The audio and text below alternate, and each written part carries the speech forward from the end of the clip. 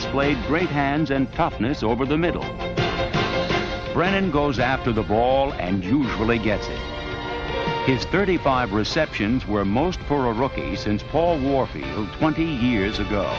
Touchdown, Brennan! He had that intangible that you can't give someone as a coach. And he played to the level of his ability every game. He was very competitive, one of the most competitive guys I've encountered in my sporting days.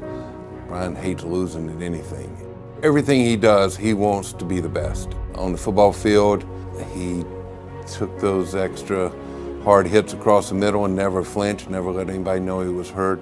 Brian was that type of player. You know, he played to the level of his ability, and when it counted, that's when he got it done. Kosar and the Browns coming right back. 2nd and 1 from the 30. Surprise, they're going to pass. Brian Brennan, touchdown. In fact, throwing to number 86 was on a 3rd down and short yardage was just about as reliable as running the ball. He had a very good work ethic, and he had to work very hard to be good at football because he was born with God-given talent, but he didn't have the size and the makeup and a lot of the other things that came naturally. He always had that attitude he was going to succeed and he was going to show everybody how good he was. And that goes a long way in Brian's makeup, and what's made him so successful is just mental toughness and attitude.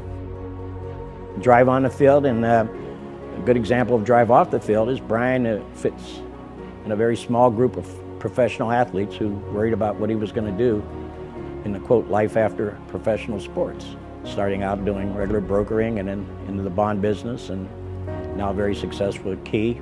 And I think it's a function of the planning he did during his football days in terms of, you know, making contacts and using those contacts to ensure that, you know, he had a career after his life in football. Talent is God-given, but character is a matter of choice. I knew that he would be a good pick then, but I knew about his character. And he did a great job staying here, making it his home. He is now giving back what was given to him. I think Brian is a tremendous advocate for an organization like Boys Hope, Girls Hope because of his commitment to help people, to use his football successes to benefit others.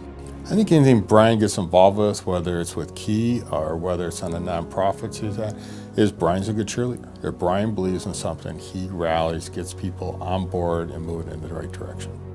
Brian had been championing the golf outing, the Brian Brennan Golf Classic, since Boys Hope, Girls Hope was established way back in 1988, some 25 years ago. You know, I think to date they've raised $4.5 million doing this event, which is pretty impressive. A young athlete who was generous enough to make the kind of effort that he made to generate the kind of revenues that would support this organization, you know, now he is part of that, you know, sort of total picture. This is our biggest fundraiser of the year. We count on this to really help keep those houses going, to hire the right people, to get the right staff in place, and to make it a success, and to change these kids' lives. You know, it's not a super competitive event except for Brian. Brian being the competitor that he is, I'm sure he's already planning how he's going to win the event and who his partners are going to be. His participation in the event and, you know, his desire to raise funds and make it successful is, you know, nothing short of outstanding. Brian's favorite saying is there's no substitute for family life, and I know that's his number one thing, and I really think that is what he loves about the Boys Hope thing, the family. It might not be a traditional family, but it's a family environment, it's loving and caring, there's discipline, there's responsibility. I think he thinks that's a big recipe for success. Being part of the charity, being part of this community, what he's meant to our community and to this event for almost 25 years now and going is something that really I think is a tribute to him. I would like to thank Brian on behalf of Boys Hope, Girls Hope, and I'd like to thank him on behalf of the staff.